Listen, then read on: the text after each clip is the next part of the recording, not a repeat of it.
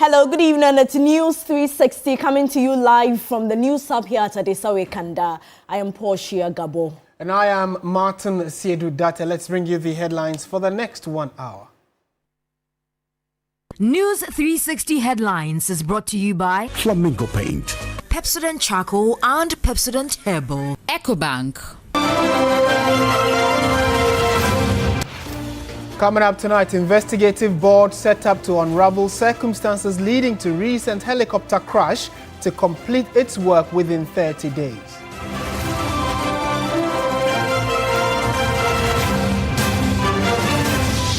Also tonight, nearly a dozen people die in land dispute at Beniyiri in the Sola Tuna Kalba district of Savannah region, despite deployment of police and military personnel.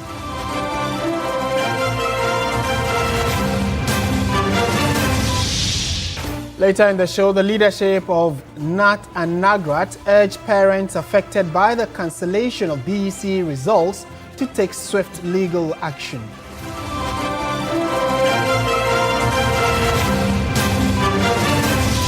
In business news, a financial analyst warns Bank of Ghana's move to reduce size and frequency of its foreign exchange interventions could force businesses to move transactions to the black market.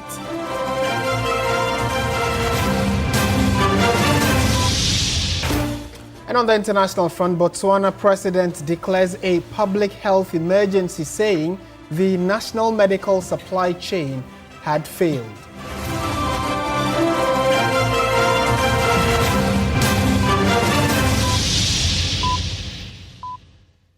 We have details of all these stories, and we always love to hear from you, so do let your comments come in. We first begin with education, and leadership of NAT and NAGRAT is urging parents affected by the cancellation of withholding of their children's exam results by the West Africa Examinations Council to take swift legal action. In an interview with our Labour Affairs correspondent Daniel Opoku, the pre-tertiary teacher unions made it clear that justice must not be delayed. 8 months after a landmark court ruling forced the West African Examinations Council to release the results of over 10,000 students, WAEC is once again under scrutiny. In January this year, thousands of students had their results withheld or cancelled by WAEC, prompting a wave of legal action from aggrieved parents. The High Court eventually ruled in their favor, compelling WAEC to release the results. But fast forward to the present, and a new controversy is brewing. WAEC has cancelled the entire BECE results of 177 students and withheld results of over 2,000 others. The council alleges the students were involved in examination malpractices, using mobile phones and other unauthorized items during the exams. General Secretary of NAT Thomas Tanko Musa is demanding clarity from WAEC on how the alleged malpractices were detected and verified. WAEC is saying that they detected during the conduct of the examination and marking. Fine. So the evidence you have that you detected during the conduct of the exam and the marking, should any parent go to court today, kindly provide the evidence, and it should be competent one, of course. And like I said, I pray that this time WAEC will not lose this case, because you see, if WAEC should lose the 2 times on a row, then no, WAEC will suffer credibility crisis. He also urging parents who feel wronged by the cancellation to seek legal redress. Article 23 of the Constitution of Ghana is clear that when you occupy a public office, you must act fairly and reasonably. So if in the minds or in the eyes of the parents you have acted capriciously, they have every right to go to court to go and seek redress. Meanwhile, NAGRAT's president Enje Kabonu is calling for firm punitive measures against students and parents found guilty of cheating. we need to deal with it totally by exacting the punitive and sanctioning laws. When people are found guilty, they should be dealt with according to law. He is also advocating for stronger systems to prevent future exam malpractices. WAEC conducts examination on behalf of international bodies. Have you ever had leakages? How come that this, when it comes to direct WAEC exam, we have leakages? Then there's a problem somewhere. There is a problem somewhere. Yes. If the person must be sent to jail, send the person to jail. Now, the West African Examination Council has cancelled the results of nearly 900 candidates in this year's BECE over various forms of malpractice. It's the highest number of cancellations in a decade, raising a fresh concern about the persistence of exam irregularities despite tougher surveillance. Yunam Haligan looks at the facts and figures. Countless Ghanaian teenagers, the basic education certificate examination is more than a test. Passing the BECE is the first hurdle that grants access to acquiring the foundation academic qualification that opens the doors to further education or employment. The anxiety to pass by all means on the part of pupils, teachers, parents and even schools has caused the yearly examination to be bedeviled by unfortunate incidents of examination malpractice. According to WAEC, the 2025 examination saw results of nearly 900 candidates cancelled for various forms of malpractice, the highest figure in almost a decade. 895 results were cancelled, 177 entire results for impersonation and phone-related cheating, and 718 subject results for collusion and the use of foreign materials. It's a sharp rise compared to the 422 cancellation recorded in 2024, signaling that despite tougher surveillance, malpractice is adopting faster than enforcement. The examination body has expressed disappointment in the recurring irregularities despite a series of stakeholder engagement. For these 177 candidates, a majority of them had in their possession mobile phones. And for that particular, offense, you would have your entire results cancelled. There should be a certain change of mindset on the part of our candidates, on the part of supervisors and vigilators, as well as parents. He further raised concerns about the ability of students to sneak mobile phones into the exam halls. So basically, one of the rules about the examination is that before the candidates go in, the invigilators should search them thoroughly before they go in. Unfortunately, we suspect that the searching is not properly done, or that there is some kind of connivance between the invigilators and the candidates, and that is what is making it possible for them to sneak into the halls with the mobile phones. Some 10 years ago, Ghana witnessed its worst exam scandal with over 1,800 results cancelled after mass paper leaks. Reforms that followed included airlifting of exam packets, serial numbering, and the use of detection software. These drove cancellations down to 42 in 2017, the lowest on the record. But the problem never went away. From smartphones in 2018 to impersonation in 2019 and digital fraud syndicates in 2022, malpractice has continued to evolve. Even in 2023, when cancellations fell to 357, more than 22,000 scripts were flagged for suspected cheating. A decade on, the figures suggest one clear reality. Large-scale exam leaks may have been contained, but technology-driven malpractice remains Ghana's biggest exam challenge yet. Enyuna Malika, TV3 News, Accra. Let's now go to the Savannah region, and nearly a dozen people have already died in a land dispute at Beniyiri in the Sola Tuna Kalbat district, despite deployment of police and military personnel to the area. On Sunday, August 24, 5 people were confirmed dead, with several others seriously injured during an exchange of gunfire. The Beniyiri community has since become a ghost town as residents have fled for their lives. Security forces have been working to restore calm, but eyewitnesses report that the clashes continue to escalate. Let's now cross over to the region and speak to Christopher Amwako, our correspondent over there. Christopher, thank you so much for your time. More deaths recorded so far. What could be the cause of this escalation?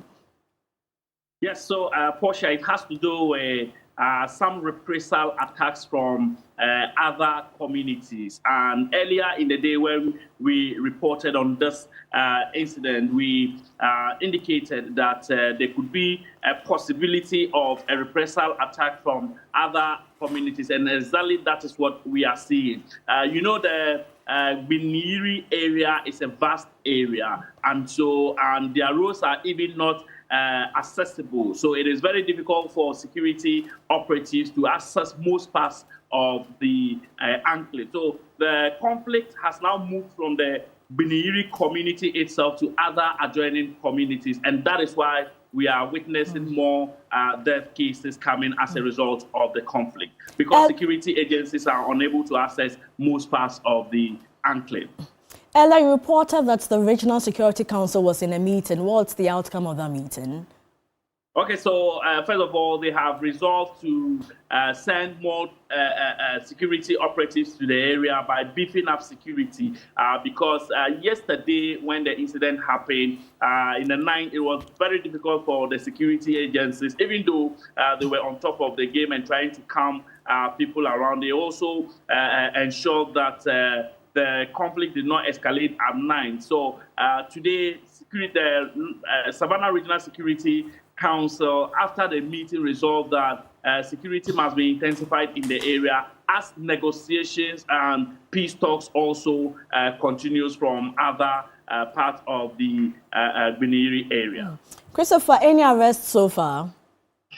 So far, there hasn't been any reported cases of arrest, but what we can confirm is that some weapons were retrieved or seized by the security operatives in the area. As to whether the people left the weapons and fled, leading to the security retrieving these weapons, that is what we are yet to find out from the security operatives. Now, just before you go, women and children are mostly affected in these conflict situations. How are they coping?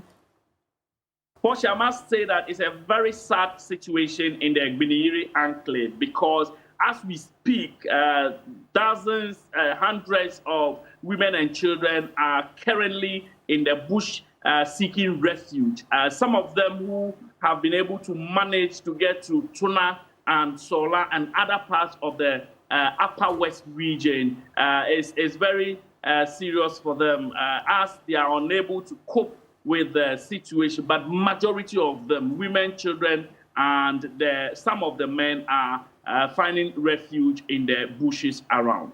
Christopher, thank you so much for your time. Christopher Mwako, SR Savannah Regional Correspondent. Now, the Ministry of Defense has announced that the investigation board established to inquire into the recent Z9 helicopter crash has officially commenced its work.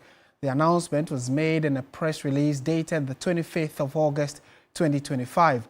The board is chaired by the National Security Coordinator and includes members from the Ghana Air Force and the Aircraft Accident and Incident Investigations and Prevention Bureau of the Ghana Civil Aviation Authority, GCAA. The release also stated that the United States of America is providing expert advice and assistance to the board through visiting investigators from the United States Air Force. According to the release, a preliminary investigation team was constituted on the day of the incident, which happened on the 6th of August, to gather initial evidence. That preliminary team is scheduled to submit its report to the main body, and we are told that actually has been done. The investigation board has been mandated to complete its full work within 30 days.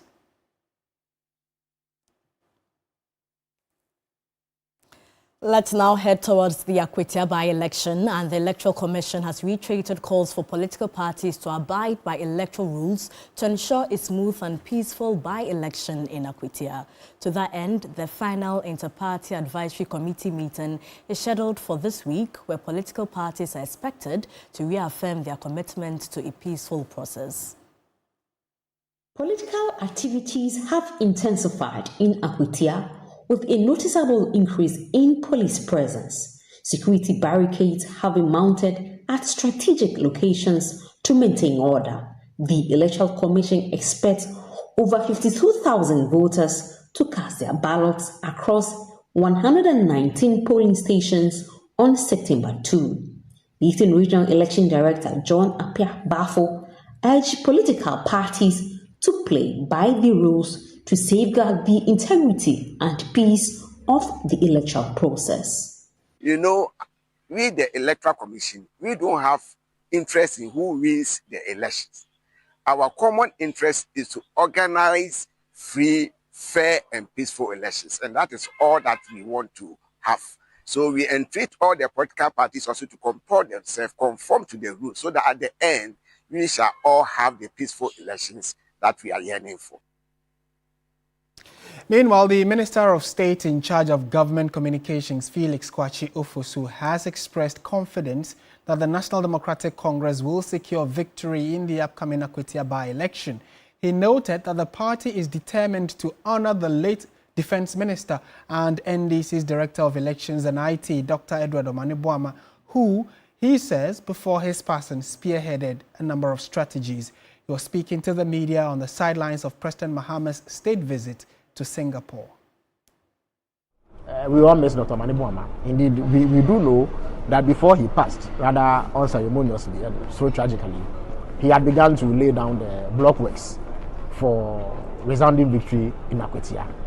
So in his memory, we will carry out the plans as he laid out and we'll build upon it. We'll add more impetus to it and ensure that we fine-tune it to deliver victory for us in Akwatia, so that the same benefits that all constituencies that are being properly represented in Parliament are deriving will be derived by the people of Akwatia. So we are confident of victory. In more news tonight, the Dodowa Booster Pumping Station is back to operational efficiency, restoring water flow to the northeastern part of Accra, including Dodowa, Spintex, Adenta, Medina, and Accra Central.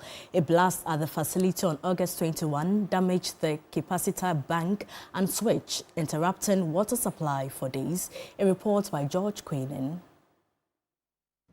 Following this, water flow has been restored to communities including Dodowa, Adenta, Medina, Spintex, Jolu, Okponglo, Legon and Accra Central, which form part of northeastern part of Accra.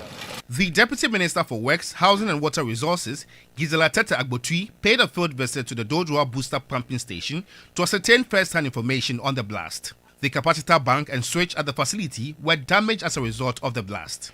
Station manager Adolf Agbozulo said the situation was contained before the arrival of the National Fire Service on August 21. It was a blast that we experienced that was followed by fire that has destroyed some of our cabinets that contain the drives, the switches and other things. But luckily for us, the power bank, that is the core operational this in the middle of the system, we were able to isolate it. So we were able to connect power that is driving the system now. But now, from yesterday, the system has fully been restored. So the areas will now get water.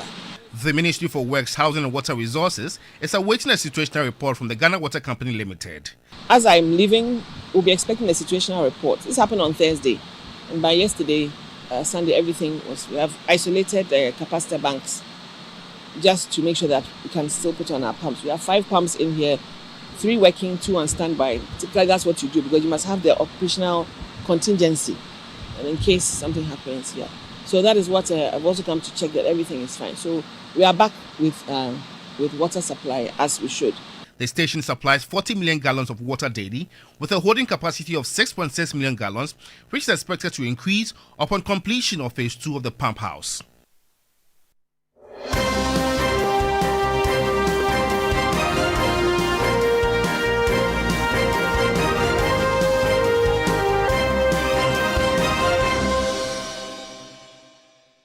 Right, so that's part of our campaign to keep very close eyes on all major roads in the country and how far they have come regarding development and construction. Now, nearly 2 decades after construction began, the Sofoline interchange, a key project designed to improve traffic and connectivity across the Ashanti region, still awaits completion.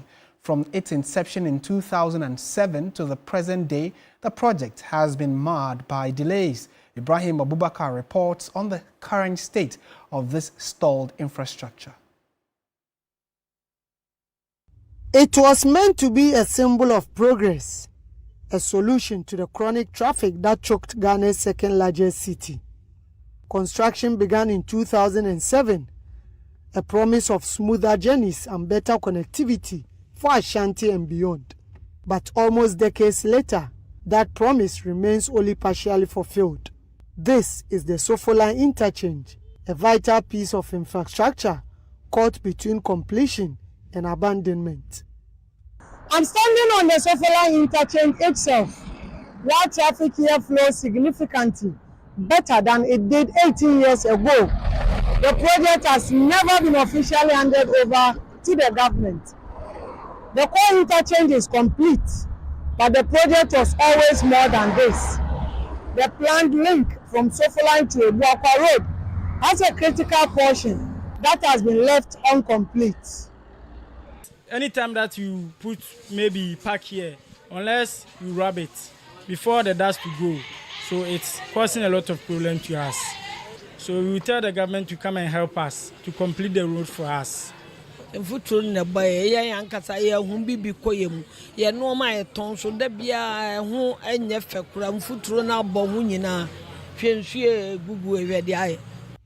contractor, China Geo Engineering Corporation, maintains a presence but not progress. The pedestrian tunnel, designed for safety, has become a hub for criminal activity. Inadequate lighting has rendered it useless, forcing pedestrians into the path of speeding vehicles. Mostly, if you pass here alone, unfortunately, you can meet robbers around and they will take your phone or something important to you. Yes, so that's why many people wouldn't like to pass here, because the place is dark. I think there are CCTV cameras around, but because there is no light, the CCTV cameras too are not working. Concerning the street lights, all the cables have been removed by thieves. Yes, that is why you don't see light there in the night. And then the tunnel too, the same thing. But the tunnel, I think about 2 weeks ago, we went to clean there. And we are putting in frantic effort to engage some people to manage there or guide there in the afternoon. These malfunctioning traffic lights have been left broken for months, creating chaos and risking accidents daily. The elderly ones, they find it very difficult to cross because they will need assistance from either the police who are on duty at that moment. If they are not there, then it means just a normal civilian has to do those kind of acts.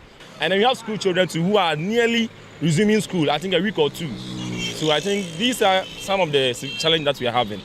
Records from the National Road Safety Authority indicate that most of the pedestrian knockdown cases recorded in the Ashanti region occur on this Sofoline Akwatia stretch.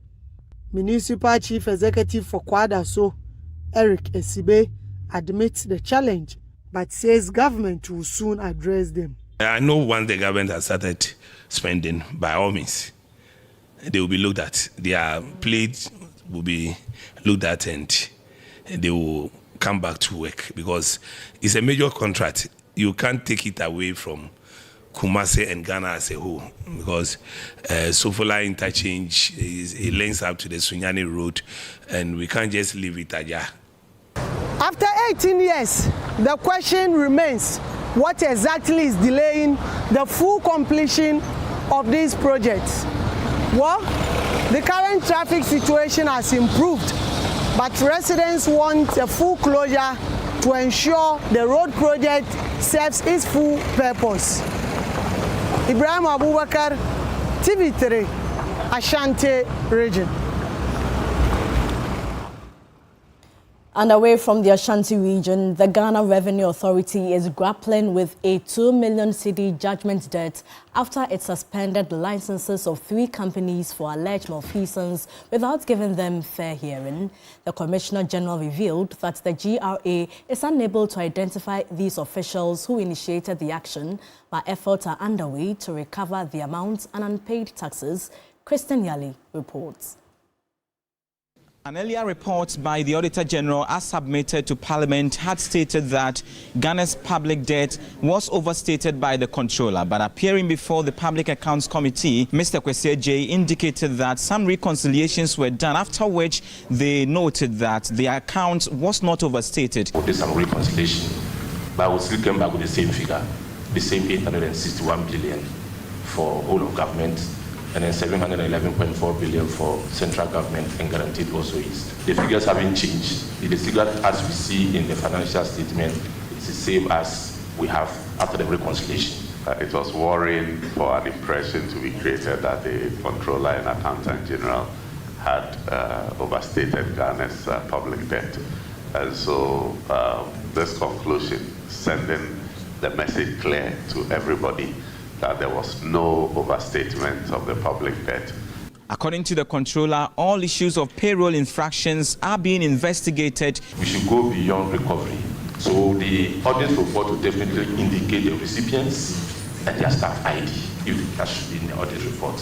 So I want that report. We are working in collaboration with other security agencies, OSP, because if somebody did it, definitely we are using an Oracle system. There's an audit trail. You can go into the system and then identify who actually on that particular day process their allowances. It's something very easy that we can do. Then we had the Ghana Revenue Authority appearing before the committee, which was cited for some judgment debt for cancelling the licenses of 3 companies without fair hearing. Have you been able to recover the entire 2,097,000 as recommended by the auditors? The amount has not been recovered.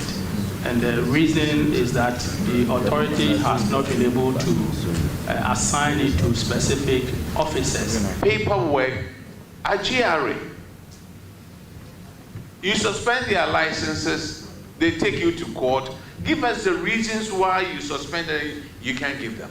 And because of that, we pay over 2 million Ghana cedis. Ready and Kopo.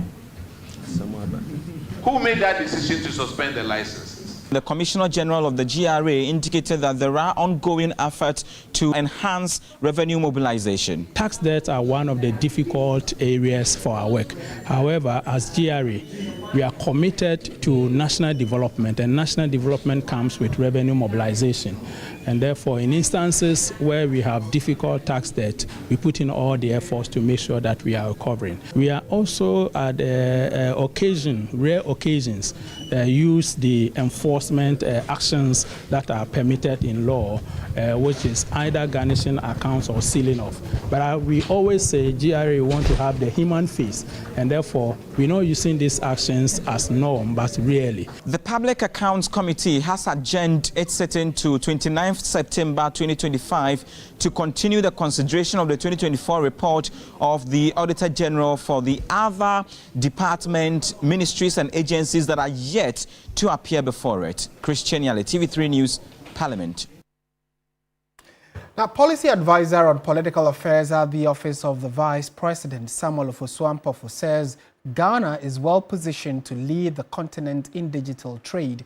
Speaking on behalf of the Vice President, Professor Nana Jane Opoku-Agyeman, at the ICT Week event in Accra, Dr. Ofosu-Ampofo noted that the 24-hour economy policy and the 1 million coders project are initiatives that could place Ghana firmly at the forefront of Africa's digital future. The ICT Week event brought together industry leaders and innovators who are to define new priorities and secure concrete commitments and investments in order to accelerate the country's journey to become Africa's leading digital trade hub. Policy advisor on political affairs at the office of the Vice President, Dr. Samuel Ofosu-Ampofo, on behalf of the Vice President, said government is investing in digital infrastructure and services to connect every Ghanaian. We are rapidly expanding our national fiber optics backbone and broadband network, ensuring that high-speed internet reaches schools, hospitals, businesses, homes across the country. This is closing the urban-rural digital divide and unlocking new opportunities for inclusive growth. He noted the 24-hour economy, 1 million coders program, the Ghana.gov platform, among other initiatives by government, are to help put Ghana at the forefront of Africa's digital future. Dr. Samuel Ofosu Ampofo said the ICT Week is timely for dialogue, collaboration and action. Our universities, polytechnics and vocational training institutions also have a central role to play by providing relevant research, fostering innovation and equipping students with practical skills to translate ideas into market-ready products. Deputy Minister for Communication, Digital Technology and Innovations, Mohammed Adam Suparu, promised digital innovation. We will not only digitize government services, but also lay the foundation for private sector innovation, fintech, and also SME participation and e-commerce and cross-border digital trade. You're still watching News 360 on TV3. Stay with us. Business, sports, entertainment, all coming up.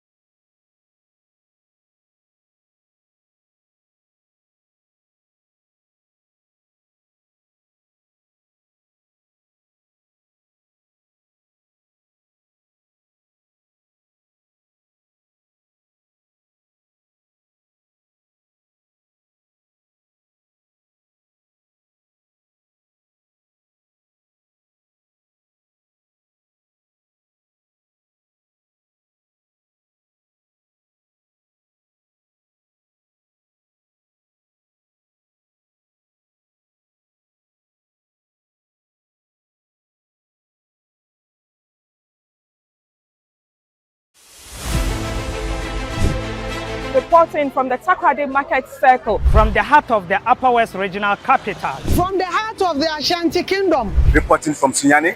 From the Central Business District of Navrongo. The parliamentarians are on recess. This is where it all unfolds. The moments that potentially alters the course of our nation and the world. These are the individuals we recognize, the voices we amplify, who appears on screen and who contributes behind the scenes.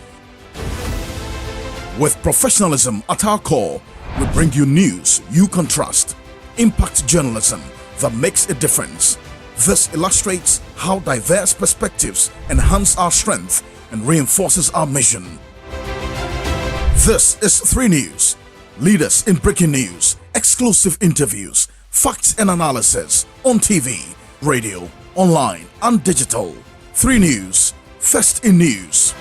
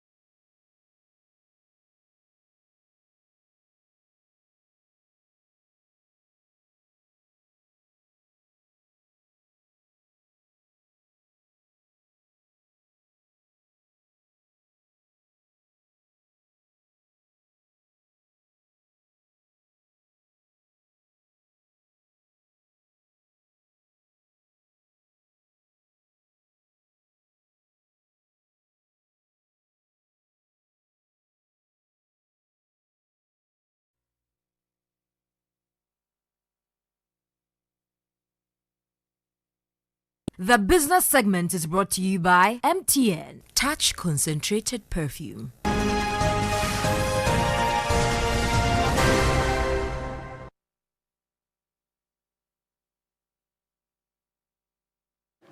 Hello there, good evening and welcome to the business segment here on News 360. I am Michael Obodu. Now, experts in the artificial intelligence space are calling on government to implement smart and adaptive regulations to harness Ghana's AI potentials.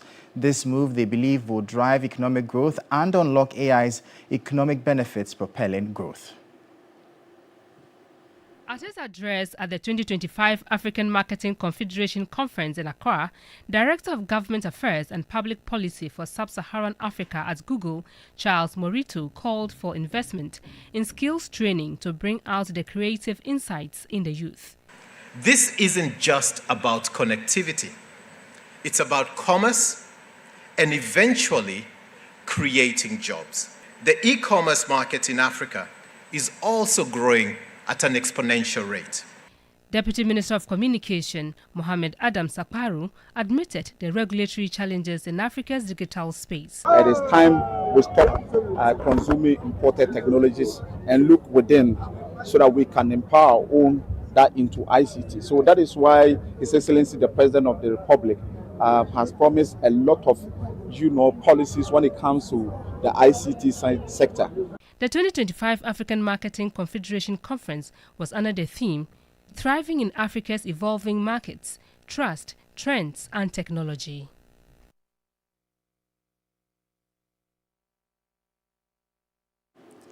A new adventure is about to begin for Indomie lovers across Ghana. Indomie has launched an exciting new promotion called the Indomitables Hero Pack Promo, with amazing prices up for grabs, including a grand trip to Disneyland Paris. Indomie's Hero Pack promo gives fans across the country a chance to win exciting weekly prizes. But the ultimate reward, a magical trip to Disneyland Paris, a dream destination for kids. Head of Human Resource for Duffield Ghana, Penny Violet Abudu, shared what inspired this thrilling promo and explained how long it will run. We wanted to celebrate our deep connection with Ghanaians and create an experience that goes beyond the kitchen.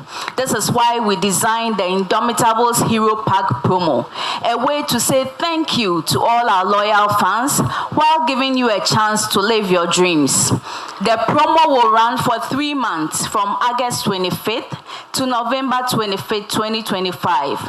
A representative from the National Lottery Authority, Ikeasewa Edudaku, assured participants of full transparency, fairness and timely reward distribution. Per the Act 722 of Ghana's Constitution, it gives NLA the sole mandate of supervising all consumer promotions from corporate Ghana and individual businesses. If you don't go through the right channel or seek our approval, you will not have the privilege of hosting your promotional activity. The campaign lead, Mavis van der Poy, also gave a detailed breakdown of what the promo entails and how participants can enter to win. The Indomitable Hero Pack promo is a promo launched by Indomie Ghana to reward our loyal consumers who have supported us over the years. Participants can join by just buying the Hero Pack, that's the promo pack. When they buy the promo pack, they will get a comic book inside, which has a 8-digit unique code. Yes. So once they get their 8-digit unique code, they can participate by logging on to www.indomighana.com to sign up and then enter their codes. Or they can use the USSD, which is *844 *44# and participate. Now to our top story, financial analyst Patrick Abankwabwa has warned that the Bank of Ghana's latest directive on foreign exchange withdrawals could push large companies towards the black market. The central bank last week instructed commercial banks to immediately stop issuing foreign currency cash to large corporates unless the transactions are backed by equivalent deposits. According to the Bank of Ghana, Such payments must be fully supported by equivalent foreign cash deposits lodged by the same institution at the bank.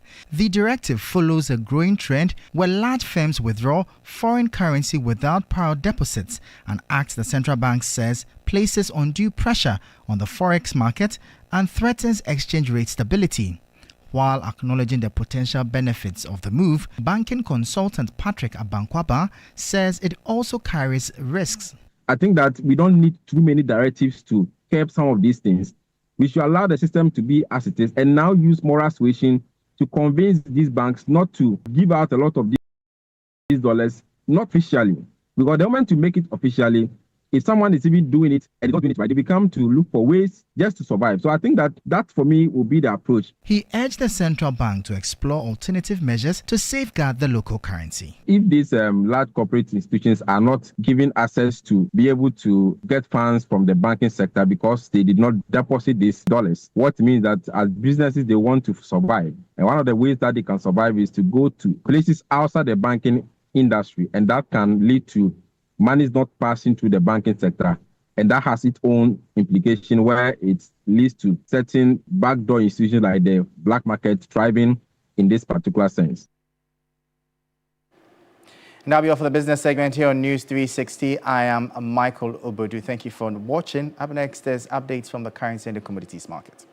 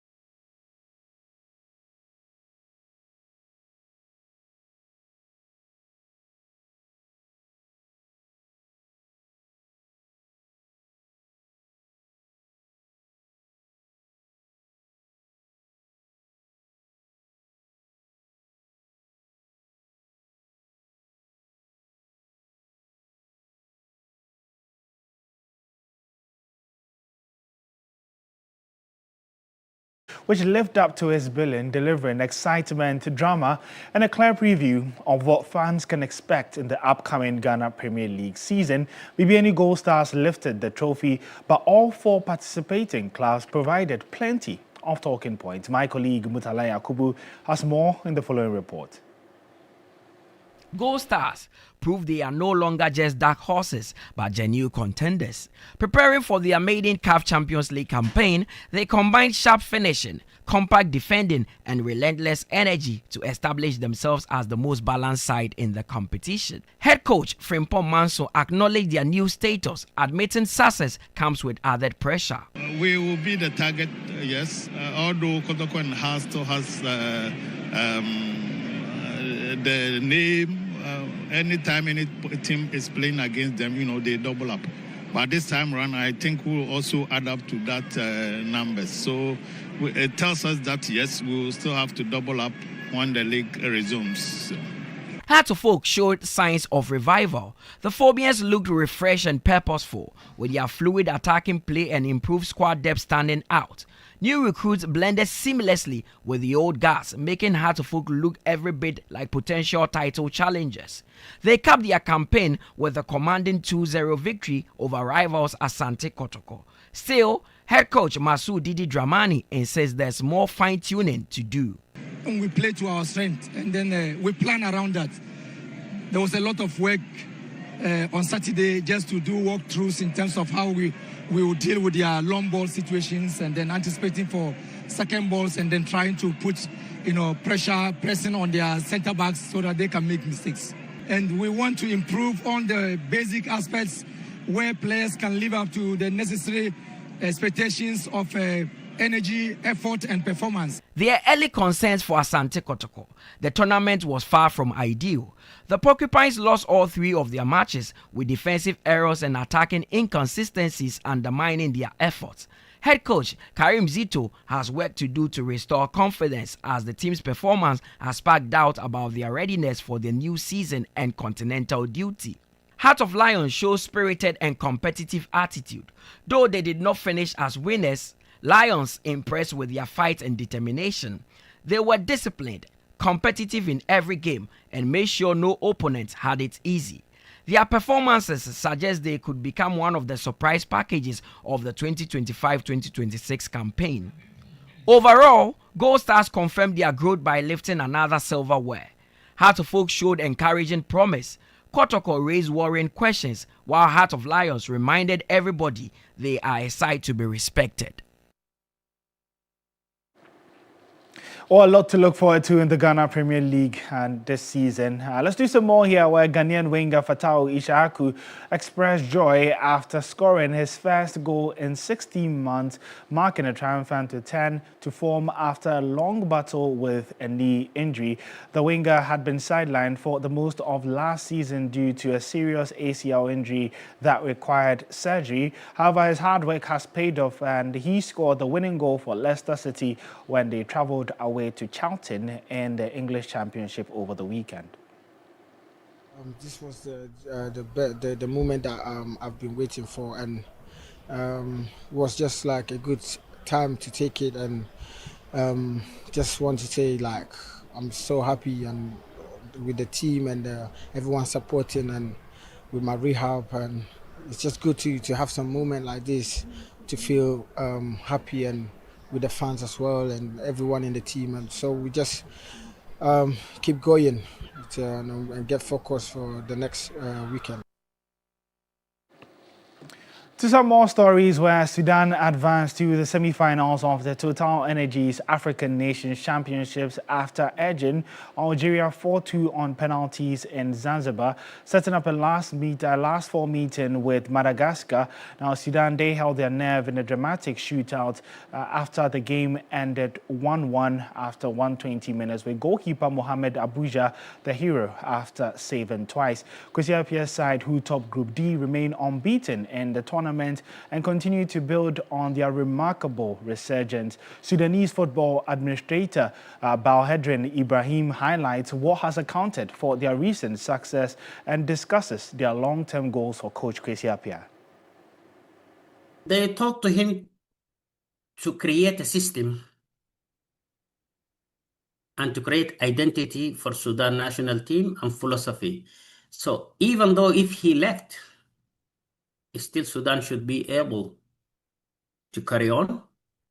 We're hoping for keeping him as long as possible, but with the success he was seeing now, I'm sure Ghana itself, thinking back, and I can see online people are just giving Ghana FA a hard time about the way he's been treated and stuff, but we were hoping to keep him as long as possible.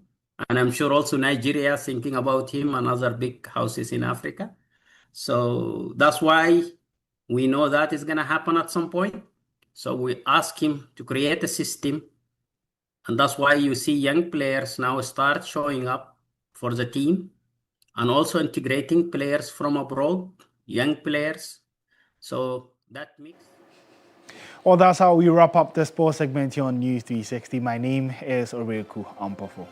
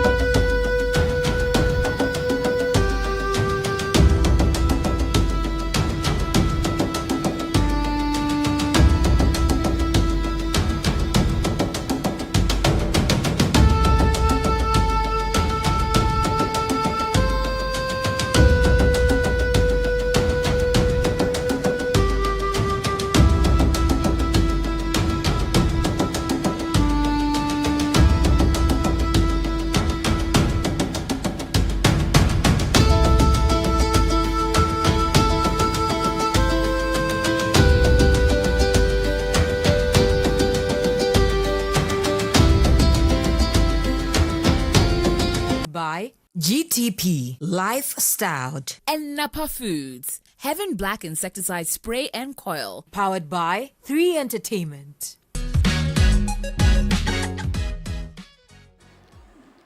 Well, good evening and welcome to the entertainment news segment here on News 360. My name is Noella Donko. Now, Portia, poise, attitude, and glamour took center stage as contestants dazzled in the fashion show-themed edition of the pageants. Now, after 3 hours of fierce competition and flawless walks, Abby's creations, modeled by Afeziwa, took home the Best Costume Award. Asakia named the Best Model, while Ajoko claimed the prestigious title of Overall Best.